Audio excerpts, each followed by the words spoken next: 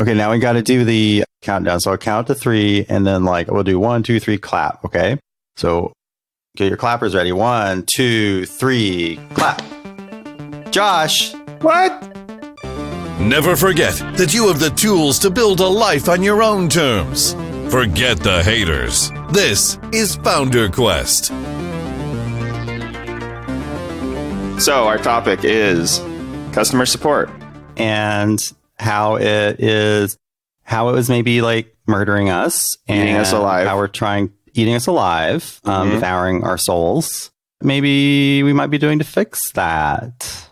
Our old system, the system we've had for years and years, we've been using Intercom. And Intercom puts this little widget on your website. It looks a lot like a live chat widget and just encourages people to enter in whatever problems they have. And then you reply to them and they can see it right in the website, or they can get an email or whatever. And we really liked this when we set it up. Years ago, we thought it was really cool because we got a ton more interaction with our customers and we're really enjoying that and everything. So why are we looking to change this? What was going on? The way Intercom works in the in-app widget is it really is a chat system. So it's basically live chat, right?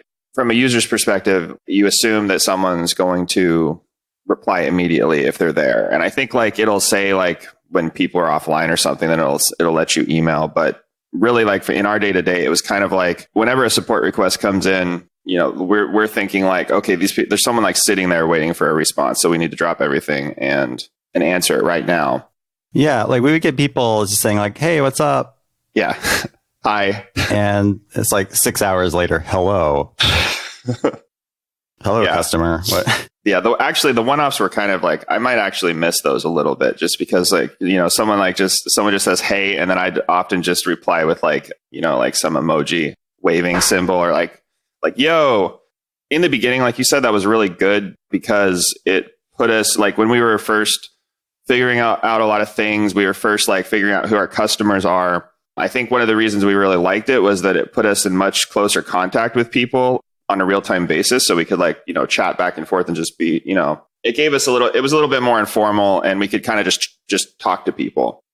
And I think we've talked about that in the past on this show, how that was great. That was good for getting customer feedback and getting to know people. But what we found lately as we've grown and scaled is that it's begun to cause a lot of interruptions and I guess I would say anxiety in our day-to-day support process, the way our support process works alongside all the other things we do. And that's probably, we're going to go into that, but basically we didn't have a support process really, which doesn't help. Yeah. Because when that somebody kind of thinks of your support system as just being this live chat thing, then there's a lot of pressure for you to respond to things super quickly. And that can be good sometimes. Sometimes you get some really awesome wins because you're able to fix somebody's problem right away and all that. But sometimes you get bogged down in these super intense sort of support questions, and it's really distracting to, at any moment, you could be pulled into one of these sort of lengthy discussions of a thing. And it may or may not actually be, honestly, our system works pretty well, right? So it's honestly, a lot of times it's just some misconfiguration or something, but there's something weird going on that's sort of preventing people from just seeing that there's some obvious misconfiguration problem. And so, so you just end up going down this rabbit hole for half a day. Yeah, and those are your typical, more of your typical customer support things. That's kind of what customer support is for, right?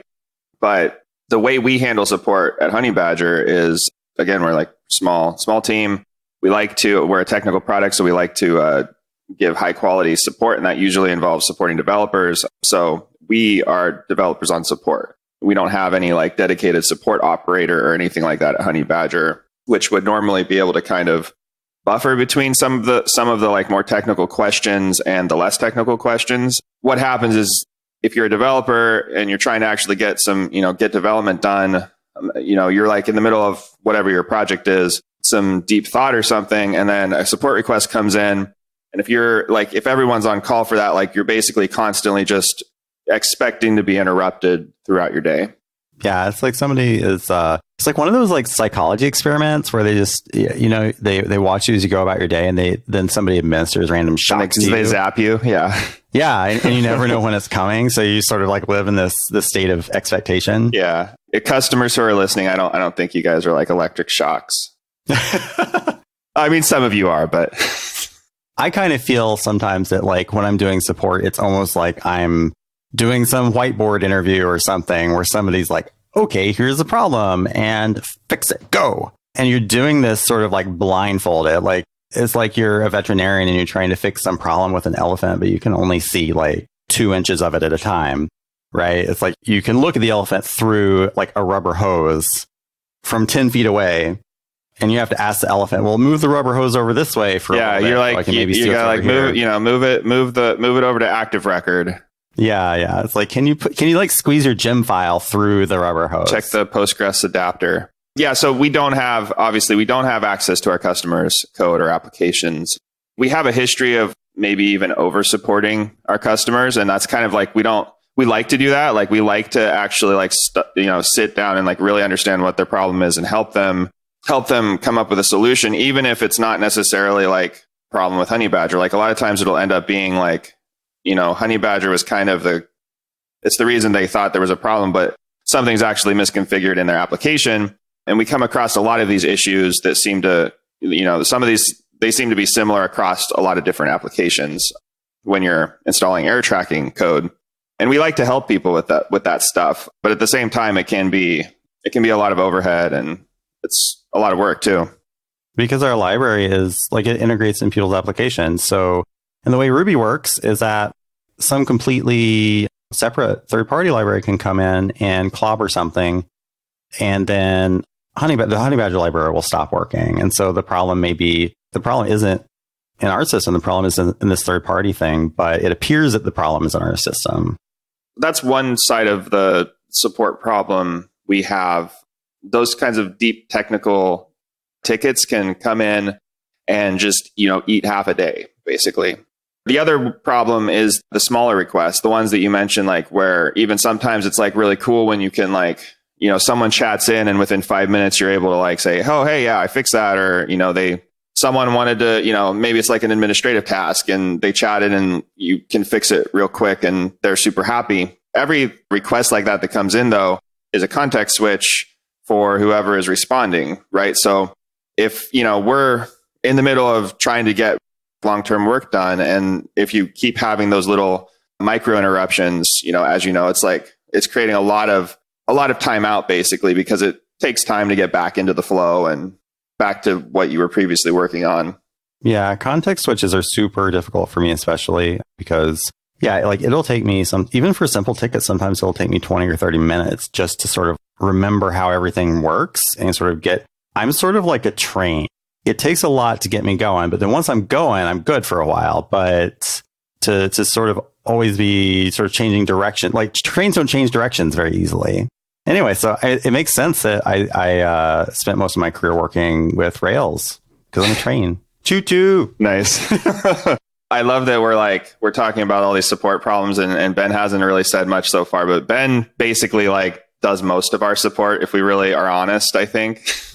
Ben, I guess one of the other things we've been trying to work out or come up with a solution to is the information siloing that happens based on how we've organized our roles at the company. At this point, we have 4 developers, but even with 3 to 4 developers, like, we've each built specific parts of the application and we tend to kind of have ownership of those areas. And so when support requests come up that involve those parts of the application, it's typically like our process is like just to route those tickets to whoever created the code. But that kind of creates a lot of like, it creates dependencies basically between like, who can answer customer support requests, because if it's not documented somewhere and it's the information is in someone's head, our only option is to send it to that person or have them wait till they can reply. So what are your thoughts on that, Josh? Because that is a serious problem. And I've sort of struggled with that as well, because it's like, well, if I'm spending most of my time, either doing front end stuff or working on like blog posts and things, I'm not, say, that familiar with how we process source maps. Like source maps is this big system that we deal with. That source maps are just inherently complex and messy. And so we get support questions about them.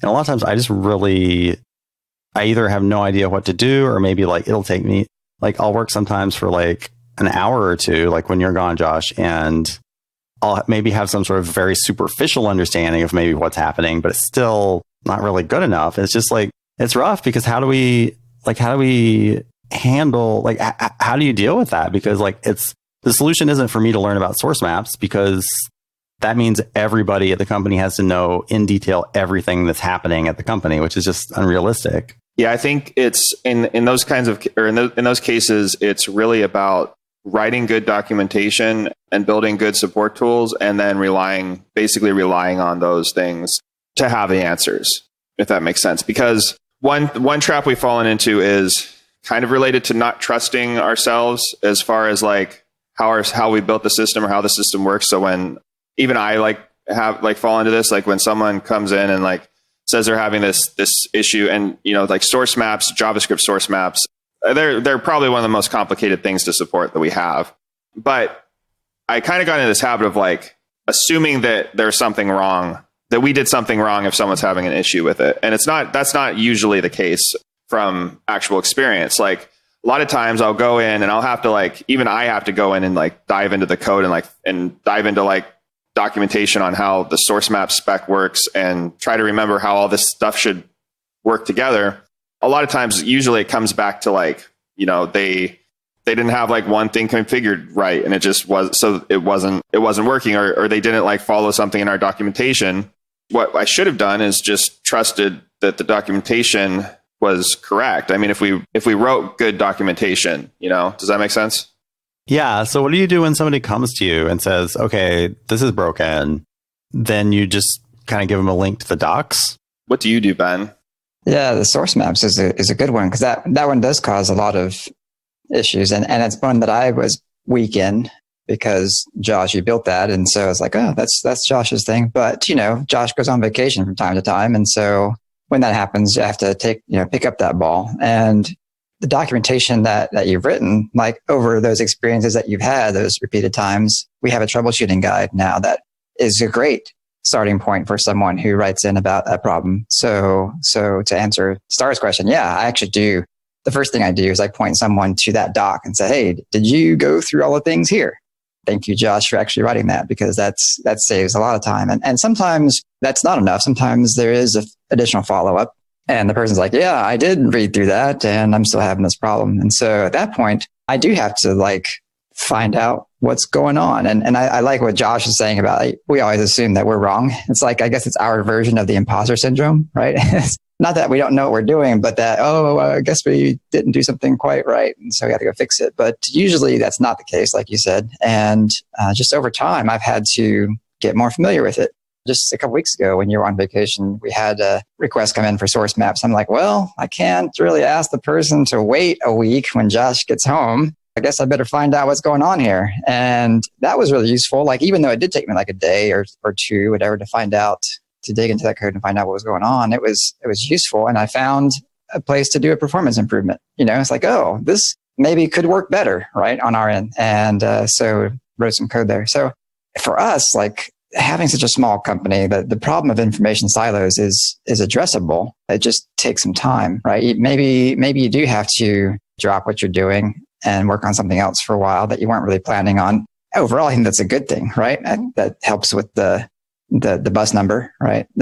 And allows us to go on vacations. I think we're going to talk about some of the improvements we've been making to address some of these issues, but one of those is around setting clear expectations. And I mean, we want to set clear expectations for what our customers are expecting out of support, but we need expectations too. As a developer, like, we want to know, like, because obviously, like, we don't want to have to drop, like, you can't just, if you're in the middle of like a complicated project or something, you don't want to be like diving into another complicated project for the rest of the day and then have to try to go back and pick up the pieces. Like, that happening on a regular basis just isn't tenable. We need clear expectations of like what's expected of us in order to fulfill our customers' expectations of support. So one of the things we can do is like we don't have to respond immediately to answer the most complicated questions of our product. We can say, it's okay to say, like, I'm in the middle of something right now. I got your request. I take it seriously. I'm going to respond in 2 hours, or I'm going to respond first thing tomorrow morning or something like that. Like, it's okay to defer. Really, I mean, you're just like emailing with people. So you don't have to like drop everything necessarily and like address it right now. I think that's one of the benefits of having moved away from Intercom's chat setup, right? Like, there's the expectation there that if you see a chat window, you're going to get a response. And now that we don't have a chat window, now that it's a leave us a message window, then that expectation is already like, oh, okay, I will get a response. And we tell them, oh, it's going to be in a few hours. And yeah, I'm totally cool with that. And I think that really helps people feel like, well, they're not ignoring me, even if it's going to take maybe a day, right, to get that problem actually fixed. I was just going to say, like, here's a thing that I think about occasionally, which is that how much do we pay? We pay like AWS at least 6 figures a year, right? And for a while we were paying for additional support. And even when we were doing that, people wouldn't get back to us with like developers ready to dive into super detailed problems within an hour. And we're providing this for people who are paying us, like $30-$40 a month. And I think the expectation that Amazon has is that, if their systems are working, then it's on the customer to sort of make it work, right? And, they'll provide documentation and stuff like that.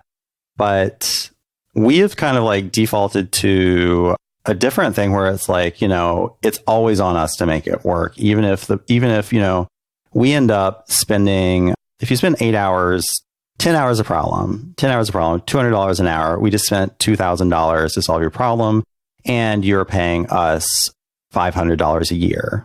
And we do that a lot. I wonder about that. We do that a lot. And it's like, it feels good to do that sometimes, but then also, it's, since, we're such a small team, it's like, is this really, it's like, how tenable is this really? Well, and there's more efficient ways to address the problem too. If we're actually getting that many requests, that are, if we actually like support each of them fully, is eating that much time. Like, there's a larger problem, I would say. And 2 ways that we're trying to work to eliminate those problems is through creating like automated self-service tools, or improving the documentation and making it more discoverable, like surfacing answers in our support and documentation systems more efficiently or effectively. And I think there's a lot we can do there still. So you guys kind of alluded to the fact that we've recently switched help systems. We're trying out another one. I'm not sure we're 100% sticking with it forever, but we're giving it a shot. So we switched to Help Scout. And could you describe like a little bit of the reasoning behind that, like why you wanted to do that and sort of what we've seen happen as a result? The actual reason we switched to Help Scout was that I wanted to try and experiment when I was trying to address this, like the constant sense of urgency and support anxiety issue that I thought that chat was causing. At this point, I'm pretty sure that I was right. I wanted to try an experiment of just turning off chat and moving to email only. The problem, I think, as I recall with Intercom, is that Intercom does not do email only very well. It's kind of built for like real-time chat first, it seems. Anyway, that's kind of like what I remember. So basically, like, it was easier to set up Help Scout for this experiment to try moving to a more email-oriented system. Yeah, so Help Scout is like a more traditional help desk system where people can email us or maybe fill out a form online, and then it goes into our back-end ticketing system, and then we sort of respond to it. Yeah, it has an in-app widget, kind of like Intercom, called a beacon. They actually do chat now, so they're moving into some of those features. But I think the fact that Help Scout has always, like from the beginning, it's been like, it started out as like a very email-centric tool that still shines through basically. So I kind of like the way that they've addressed the email versus chat problem a little bit better so far. Yeah, we really like having the UI in our application for someone to be able to submit a support request without having to depend on, just opening up their email client, right? We like that, but we just don't like having chat. So I think that's why you picked Help Scout, because we have the best of both worlds in that case, right? Is the widget pretty lightweight? Do you have a sense of that? I'm just curious. I don't know if I'd call it lightweight. I don't know what they use to build it, but it's pretty much, it seems like most other JavaScript widgets. One thing that always bugged me about Intercom is it loads basically a React app into your application. And that's just, I'm just too old fashioned for that. I will venture a guess and say that the Help Scout beacon it's lighter weight than intercoms, because everything intercom does is like heavyweight, it seems. That's just... Yeah, I think none of us are crying over the loss of having to use the intercom UI for all of our help support stuff. Yeah. Oh my God. So the second reason that we just decided to try Help Scout was that Ben and I, and Star 2 have been like, we've been dying to not use intercom anymore for other reasons. So Ben, are we saving money? We are saving buckets of money. Are you kidding? Like how much were we paying intercom? Like too much. Like it was thousands a month, something like that. Yeah. It's ridiculous. An insane amount of money. I've never seen another SaaS company that just like squeezes blood from radishes the way that that intercom does. But I was going to say, but Help Scout is a nicer user experience in our opinion. Anyway, we're not huge fans of the single page application model, and intercom went 100% that way, and it's just nicer to use Help Scout. For me, anyway. That's true. And like, I wonder if having the default be sort of email or like a form submission might actually encourage people to write better tickets, because like a chat window, it's like, you're going to be like, hey, what's up? Something's broken. I can't get to work. Peace. But with an email, you have to maybe compose something, and you might actually include some details about something. Or all the details. Assuming that you want an answer to come back. Yeah, completion. Exactly. Yeah, I think Ben, you've experienced that so far a little bit, haven't you? Yeah, definitely. We see better response. We see better requests come in because people do take a little more time to write out the full description of what's going on, rather than expecting this is going to be an exchange of a chat, right? So we do get a bunch more information that allows us to actually see, oh, this could be the problem. And, that helps our customers as well, because again, with that expectation that they have to deliver us a full message rather than it's going to be a chat. Like we've seen times where people are like, hi, and we respond and we're like, hey, do you have a problem?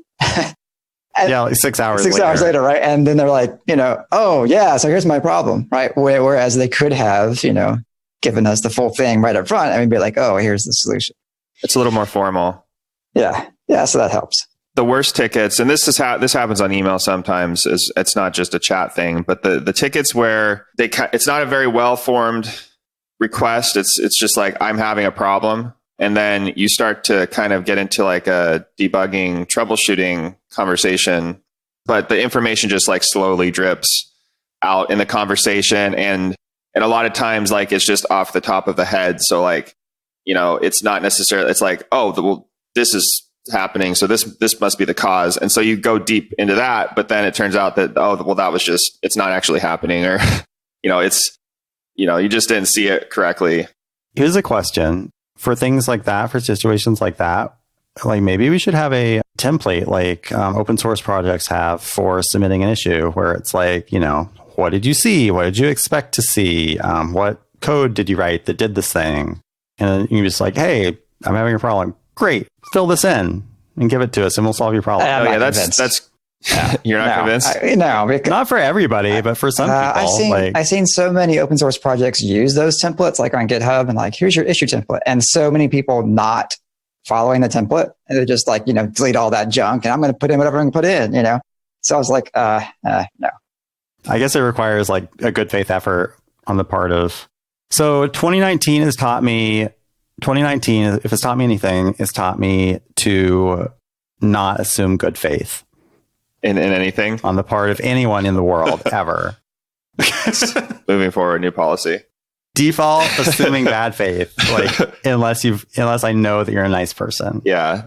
Star went on GitHub and replaced all of our GitHub issue templates with middle finger emojis. Yeah, the world is a terrible place. Oh, I don't know. Like I'm kind of in between both of you though. Like I think that even if it helps 50% of people create better, like form better requests or better support responses. Yeah, that's true.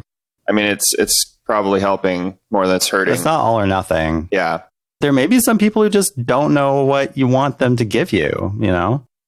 Maybe they just honestly don't know. So they're looking to be guided. Right. But also, like, I think from our support process standpoint, one of the things that I am really trying to do is try to identify those kinds of tickets earlier and handle them better, or guide the user better to the solution, versus like kind of letting them lead the conversation wherever it may be going. Because again, like, you get into those like slow drip conversations that aren't necessarily, like, you're not even communicating as efficiently as you could be. So, so that's part of some of the process that we're trying to implement or work through, is analyzing more of our like support tickets and actually like trying to make improvements to the process, trying to come up with ideas, like your idea with the template. Maybe that's something we could try. But basically, like, coming up with ideas, I'm calling them experiments, where we kind of just try something out for a little while. If it helps, then we keep it. If it doesn't, then we try the next thing. The moving to email only, and then setting like more definite expectations of what people should expect from support, was one experiment that I think at this point we could call that a success. And I would say that we're a winner. Yeah, I think it's a winner. Announcing it on the air. We'll have to get some sound effects for that. Yeah. Yay. So I think we'll stick with Help Scout. I think Ben, I don't think I can drag Ben back to Intercom, even kicking and screaming, and I don't want to try. So Ben's the reason really that we can't go back to Intercom. Well, the funny thing is, do you remember when we switched to Intercom and what we switched away from? Yeah, we switched from Help Scout. We're like complete full circle. We're back. It does feel like coming home in a sense. Like it's, familiar. So I guess the lesson there is, if you're running a SaaS and you have a customer churn, they might come back someday, right? Just keep doing what you're doing and building an awesome product, nice right? Because, Help Scout didn't really change, but we changed. We decided that we liked that better and we went back. I thought it was interesting that our needs actually did change, because when we switched, we had a legitimate reason to switch. We were trying to combine email and chat because we really wanted chat support so that we could like have better visibility and more informal conversations with our users. And Help Scout didn't do chat at the time, and we were like tired of trying to combine two things into one, and Intercom solved that for us. And I remember we were like really happy about that switch. It worked really well. We were happy for years. But then our needs changed back. Like, now we can't handle the strain of, like, at our current level of customers, all of them chatting to us when we haven't scaled our team. It hasn't been linear with the number of people we have on our team versus the number of customers we have. So it makes sense that we've gone back. I feel like we're kind of like like when we switched away, we're maybe like an 18-year-old. We're like, whatever, old man, I don't need you in your email. That's for old people. I got my new chat system. That's what cool people are doing. And then we go, we live some life and we get beaten down and we see some reality. Then we come back and we just quietly start using email again. And then, then the old man is he looks and he notices, but he doesn't say anything because, he doesn't have to. So you're saying that we're now the ultra mature 24-year-old? Yeah. So we're ready to maybe start looking for a life partner, maybe start looking for some houses, some stable careers. I don't know. In our next episode. Wait, what am I talking? What am I talking about? 24-year-olds don't. I was like, it's probably like 6 years out for the 401k, but I didn't have a 401k until I was. When did we start? 35? I don't know. I felt super guilty talking to my accountant about it when she asked. I really like what you said, Josh, about adding some formality back to the process. Formality means that, I don't know, formality I feel like is all about expectations. It's like, I'm going to treat you in this way that you expected to be treated.